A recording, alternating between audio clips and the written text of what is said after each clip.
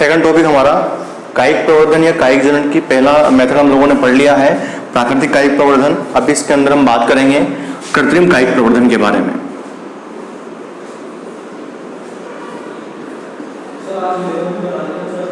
कृत्रिम कायिक प्रवर्धन,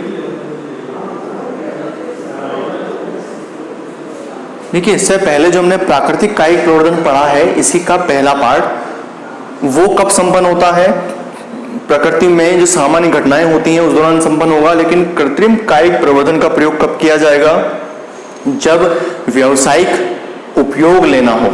अब इसके अंदर क्या क्या विधियां आती हैं। कृत्रिम कायिक प्रवर्धन की पहला मेथड है कर्तन या कलम द्वारा, ठीक है। इसे हम दो पार्ट में क्लियर करेंगे, तना कलम और दूसरा है जड़ कलम। दूसरा मेथड है दाब लगाना या दाब द्वारा, ठीक है। इसमें दो पार्ट इसके भी आ जाएंगे, सामान्य दाब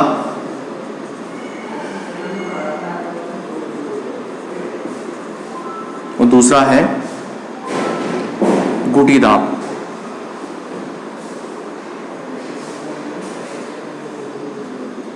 जिसको हम वायु दाब भी कह सकते हैं,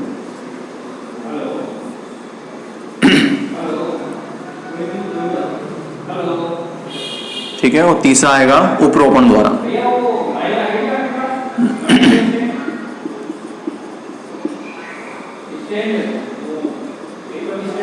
ठीक है।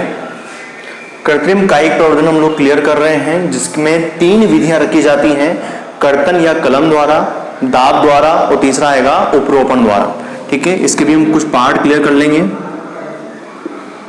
पहला है जीभी या जिह्वा उपरोपण,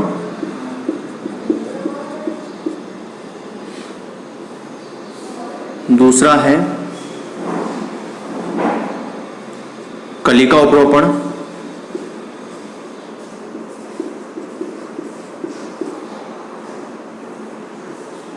तीसरा आएगा वी उपरोपण।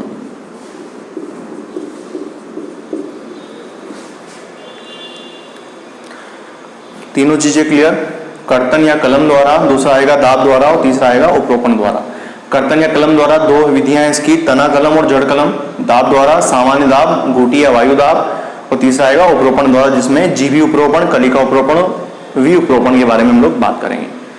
पहला जो होता है कर्तन या कलम द्वारा, सामान्य रूप से इस विधि का प्रयोग हम लोग घरों में भी करते हैं। जैसे हम गुलाब की जब नया पादप लगाना होता है तो हम लोग क्या करते हैं कि इसका जो स्टेम होता है उस स्टेम को मृदा में लगा देते हैं। कुछ समय बाद आधारी भाग से जड़ें विकसित हो जाती हैं और ऊपर की ओर से नई पत्तियां विकसित होकर के नया पादप का निर्माण हो जाता है। तो ये मेथड क्या है, इसमें उद्देश्य क्या है, व्यवसायिक उद्देश्य है हमारा। हम घरेलू स्तर पर इसको नॉर्मली लेते हैं, लेकिन अगर इसका बिजनेस लेवल से करना हो तो ये एक अच्छा विकल्प हो सकता है। तो कर्तन या कलम द्वारा में तना कलम या जड़ कलम। कर्तन या कलम में क्या होगा, इस विधि के अंतर्गत जड़ या तना मुख्य पादप से अलग करके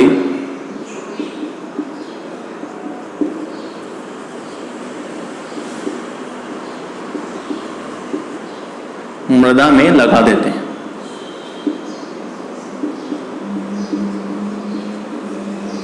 ठीक है। कर्तन या कलम हम लोग पढ़ रहे हैं, इसमें क्या होगा कि जड़ या तना मुख्य पादप से अलग करके उसे मृदा में लगा दिया जाता है। कुछ समय बाद उसमें से जड़ें विकसित होंगी और ऊपर प्ररोह विकसित होता है और वो कुछ समय बाद एक नए पौधे के रूप में ग्रोथ करने लगता है। अब यहाँ पर हम बात करते हैं तना कलम। तो इस विधि में तने का प्रयोग किया जाएगा, तना इसमें प्रयोग किया जाता है और जड़ कलम में जड़ का प्रयोग किया जाता है। क्लियर। तना कलम किस किस में अपनाया जाएगा, गन्ने में अपनाया जाएगा, गुलाब में अपनाया जाता है, अंगूर में अपनाया जाता है। क्लियर। जड़ कलम किस में अपनाया जाएगा? चमेली में,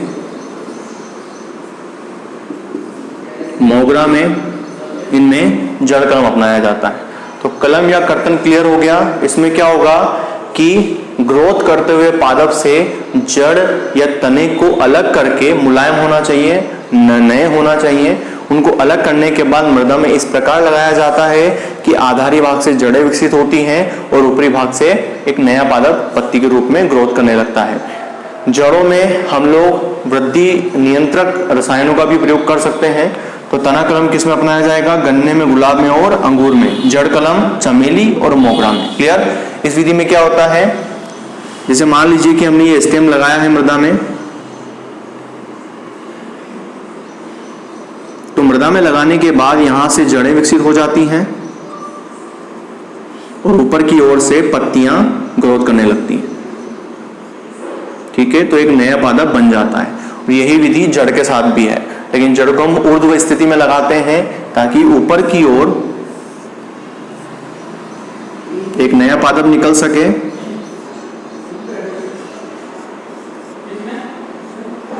ठीक है, और नीचे से जो जड़ है वो अन्य जड़ों को निर्माण कर सके। तो ये विधि हो गया जड़ कलम और ये विधि हो गई तना कलम। क्लियर? इसके दूसरे पार्ट की हम बात करते हैं दाब लगाकर।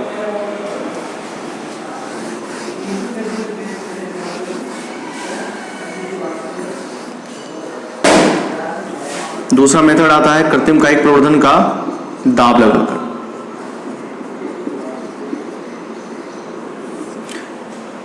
इस विधि में क्या होता है, ये दो प्रकार से होगा। पहला होगा साधारण दाब,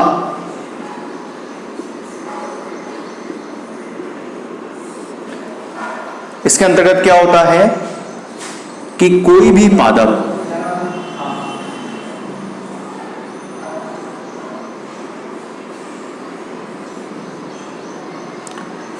जो जमीन के नजदीक होता है, मृदा के नजदीक होता है, इसमें से उस शाखा का चुनाव करते हैं जो मृदा के नजदीक होती है। अब इस शाखा को क्या करेंगे हम लोग, मृदा में इस प्रकार लगा देते हैं कि कुछ पार्ट मृदा में रहे और कुछ पार्ट ऊपर रहे। और यहाँ पर मृदा थोड़ी सी टीले के रूप में लगा दी जाती है। इसे हम समय समय पर पानी देते रहते हैं और कुछ समय बाद यहाँ से जड़ें विकसित हो जाती हैं। जड़ें विकसित होने के बाद इस पार्ट को हम यहाँ से अलग कर लेते हैं और ये अपने आप में एक नए पादप के रूप में ग्रोथ करने लगता है। ठीक है, तो ये चीज क्या आ जाएगी, साधारण दाब। वापस क्लियर करते हैं। कायिक प्रवर्धन दो प्रकार से हो रहा है, प्राकृतिक कायिक प्रवर्धन, कृत्रिम कायिक प्रवर्धन। प्राकृतिक हम लोग पढ़ चुके हैं, जड़, तना, पत्ती और विशिष्ट संरचनाओं द्वारा, जिसमें पत्र, प्रकलिकाएं बनेंगी। इसमें कृत्रिम कायिक प्रवर्धन में क्या होगा, पहला कलम लगाकर या कर्तन लगाकर, दूसरा दाब लगाकर। दाब में क्या होता है, साधारण दाब। साधारण दाब कौन से पौधों में अपनाया जा सकता है कि जिन पौधों की शाखाएं जो होंगी वो मृदा के संपर्क में होती हैं, नजदीक होती हैं, वहां पर उस शाखा को थोड़ा सा झुकाकर हम लोग मृदा में लगा देते हैं और उसे मिट्टी से एक टीले के रूप में कवर कर देते हैं। उसे पानी देते रहते हैं जिससे यहाँ पर जड़ों का विकास हो जाएगा। जब जड़ें बन जाती हैं तो इसे यहाँ से हटाकर एक नए पादप के रूप में इसको लगा दिया जाता है। तो ये तो हो गया साधारण दाब। क्लियर? दूसरा आएगा, इसी का सेकंड पार्ट है वायुदाब। वायुदाब में क्या होगा कि मेथड वही है, लेकिन इसके अंतर्गत यह विधि उन पादपों में अपनाई जाएंगी, जैसे हम नींबू की बात करें, उन पादपों में अपनाई जाती हैं जहां पर पादप की शाखाएं मृदा के संपर्क में नहीं होती हैं, नजदीक नहीं होती हैं, थोड़ी ऊंचाई पर पाई जाएगी, तो उन्हें जमीन के संपर्क में लाने पर या मृदा के संपर्क में लाने में थोड़ी परेशानी होती है। तो वायुदाब में क्या करेंगे कि कोई भी वायु शाखा की छाल को थोड़ा सा हटा लिया जाता है और वहां पर थोड़ी मिट्टी लगाकर गीली मोस या जूट लगा दिया जाता है और समय समय पर उसे पानी अवेलेबल करवाते हैं, जिससे क्या होगा कि उसकी जो एधा कैम्बियम होते हैं वो एक रूट के रूप में विकसित होकर, जड़ के रूप में विकसित होकर उस मृदा में ग्रोथ करने लगते हैं और कुछ समय बाद इसे यहाँ से हटा दिया जाता है। अब ये पूर्ण रूप से नए पादप के रूप में इसे कहीं अन्य जगह पर लगा दिया जाएगा। तो ये चीज क्या कहलाती है, वायु दाब कहलाती है। पहला हो गया दाब लगाने में साधारण दाब, ये कहाँ अपनाया जाएगा, उन पौधों में अपनाया जाएगा जहां पर मृदाएं जो शाखा होगी वो मृदा के संपर्क में होती है, तो इसे वहां पर लगाया जाता है। सेकंड वायु दाब क्या होगा, जो शाखाएं मृदा से ऊपर पाई जाती हैं, जो आसानी से मृदा के संपर्क में नहीं आ सकती, तो वहीं पर उनमें मिट्टी लगाकर, मोस लगाकर पानी की व्यवस्था कर दी जाती है, जो कि एक नए जड़ों के रूप में, पादप के रूप में ग्रोथ करने लगता है। तो यहाँ पर हो गया दाब लगाकर, ये मेथड भी क्लियर हो गया। तीसरी विधि की हम बात करते हैं,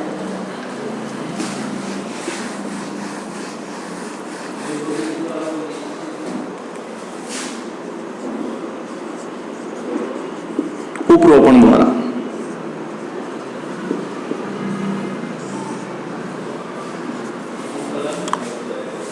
उपरोपण क्या है, कृत्रिम कायिक प्रवर्धन की इस विधि के अंतर्गत दो समान मोटाई के और एक ही जैसे प्लांट को इस प्रकार से उनको संपर्क में लाया जाता है कि दोनों जुड़कर एक नए पादप के रूप में ग्रोथ करने लगते हैं। ठीक है, तो यहां पर क्या होगा, दो अलग अलग पादप होंगे। ठीक है, जैसे ये एक पादप है और दूसरा अन्य पादप होगा जो इसी की मोटाई का होता है। दूसरा पादप है, ये फर्स्ट पादप है। दोनों को इस प्रकार संपर्क में लाया जाता है कि इन दोनों के संपर्क में आने वाली जो एधा होती है, कैम्बियम होती है, वो दोनों विभाजित होकर इसको एक संपूर्ण पादप के रूप में मिला देती है और ये एक पूरा का पूरा नया पादप के रूप में ग्रोथ करने लगता है। ये विधि क्या कहलाएगी, उपरोपण कहलाती है। ठीक है, ऊपर का जो पार्ट हम लोग लेकर के आते हैं इसको हम बोलते हैं कलिका भाग, और जो मेन पार्ट होता है उसे हम बोलते हैं आधारीय भाग। यह विधि कहाँ अपनाई जाएगी, उपरोपण वाली जो विधि होती है कृत्रिम कायिक प्रवर्धन की, वो वहां अपनाई जाती है जहां पर हमें पादप की गुणवत्ता बदलनी होती है। जैसे मान लीजिए कि दो पादप हैं, दोनों गुलाब हैं, ठीक है, इन दोनों की मोटाई समान है, लेकिन इस पादप में कुछ कमियां हैं, उस पादप में कुछ अच्छाइयां हैं।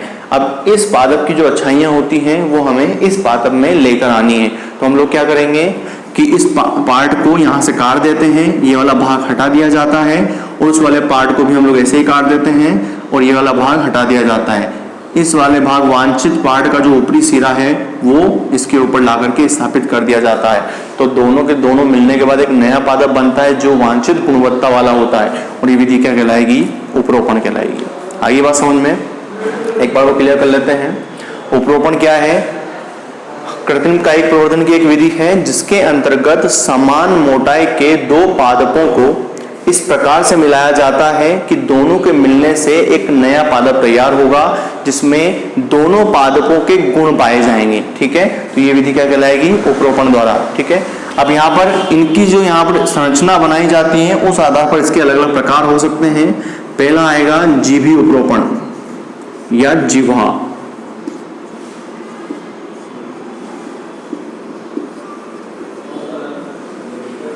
ये कैसे अपनाया जाएगा कि आधारीय भाग जो होता है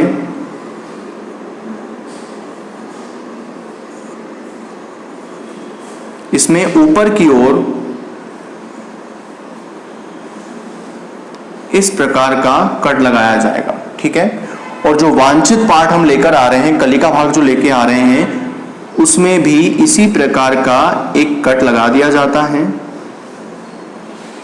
और दोनों भागों को आपस में मिलाकर एक बना देते हैं। ठीक है, कुछ समय बाद क्या होगा, जब इनकी एधा संपर्क में आती है, कैम्बियम संपर्क में आती है, तो विभाजन करके एक संपूर्ण पादप के रूप में से जोड़ देती है और एक नया पादप तैयार हो जाता है। तो ये चीज क्या कहलाएगी, जीभी या जिह्वा उपरोपण कहलाता है। आ रही बात समझ में।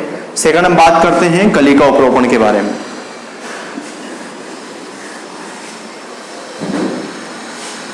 दूसरा आएगा कलिका उपरोपण।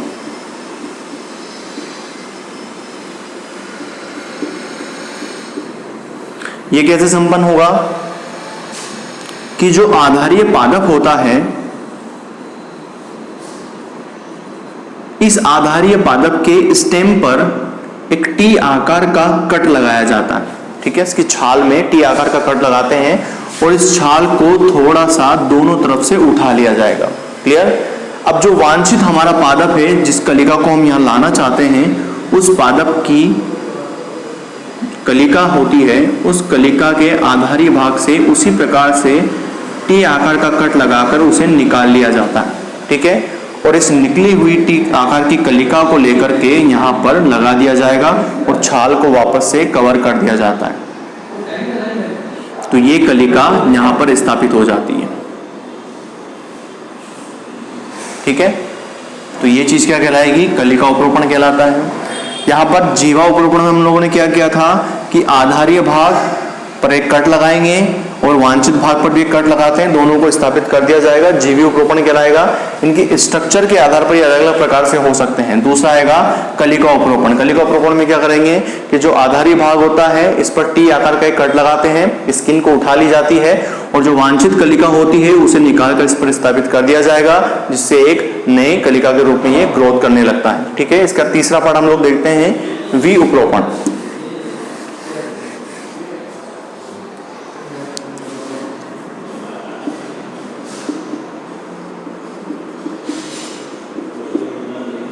वी उपरोपण में क्या होगा? मेथड यही है जीवा उपरोपण के समान, लेकिन इसके अंदर क्या होगा कि यहाँ पर जो हमने ये संरचना बनाई थी, ऐसी संरचना नहीं बनाई जाती। इसमें जो आधारी भाग होता है, इसमें ऊपर की ओर एक वी आकार का गहरा खांच बनाया जाता है और वांछित पादप जो समान मोटाई का हम लोग लेकर आए हैं, उसमें भी वी आकार का उभरा हुआ एक खांच बनाते हैं और दोनों को आपस में स्थापित करके एक कर देते हैं। और ये जुड़ा हुआ स्थान कुछ समय बाद जुड़ जाता है और 4 से 8 सप्ताह के बाद ये एक नए पादप के रूप में ग्रोथ करने लगता है। तो हम लोगों ने आज क्या क्लियर किया कि अलैंगिक जनन जो एपोमिक्सिस है वो 2 प्रकार का हो रहा है, अनिषेक बीजता और कायिक प्रवर्तन या कायिक जनन। ठीक है, कायिक जनन 2 प्रकार का होगा, प्राकृतिक और कृत्रिम। प्राकृतिक कितने प्रकार से हो रहा है? 4 प्रकार से, जड़, तना, पर्ण और पत्र प्रकलिका यानी विशिष्ट संरचनाओं द्वारा। और कृत्रिम किस प्रकार से हो रहा है? कर्तन द्वारा, दाब द्वारा, उपरोपण द्वारा। कर्तन कितने प्रकार का है? 2 प्रकार का है, जड़ और तना। दूसरा दाब द्वारा, जिसमें साधारण दाब हम लोग लगा रहे हैं, और तीसरा वायु दाब हम लोग लगा रहे हैं। तीसरा आएगा उपरोपण द्वारा। उपरोपण जो होता है वो 3 प्रकार से हो रहा है, जीवा उपरोपण, कलिका उपरोपण और वी उपरोपण। ठीक है, जीवी या जीवा उपरोपण क्या होगा? 2 अलग अलग पार्ट पादप होते हैं। पादप एक ही जाति के होंगे, समान मोटाई के होंगे, आधारी भाग को ऊपर की ओर एक जीवा के रूप में खांच बनाते हैं उभरी हुई, और जो वांछित पार्ट है उसमें धसी हुई जीवा के आकार की खांच बनाई जाती है, दोनों को मिला दिया जाता है। कलिका उपरोपण में क्या हो रहा है कि जो वांछित पार्ट होता है इस पर टी आकार का एक कट लगाकर छाल को थोड़ा हटा लिया जाता है और वांछित पादप से टी आकार की कलिका को निकालकर इसके ऊपर स्थापित कर देते हैं और वापस को जोड़ देते हैं। वी उपरोपण में क्या होता है कि सेम प्रोसेस यही है, लेकिन यहाँ पर स्ट्रक्चर थोड़ी वी आकार की बनाते हैं। जो आधारी भाग होगा उसमें धंसा हुआ वी आकार का कट लगाएंगे और जो वांछित पार्ट होगा उसमें उभरा हुआ वी आकार का कट लगाएंगे, दोनों को मिला दिया जाता है और 4 से 5 सप्ताह बाद ये दोनों मिलकर के एक नए पादप के रूप में ग्रोथ करने लगते हैं। ठीक है, इसी के साथ आपका चैप्टर 1 पूरा होता है आवृतबीजीय पादपों में जनन। ठीक है, यूनिट 1 का पहला चैप्टर आपको क्लियर हो गया। इससे संबंधित कोई भी प्रॉब्लम हो, क्वेश्चन हो तो आप लोग पूछ सकते हैं। मिलते हैं अगली वीडियो में।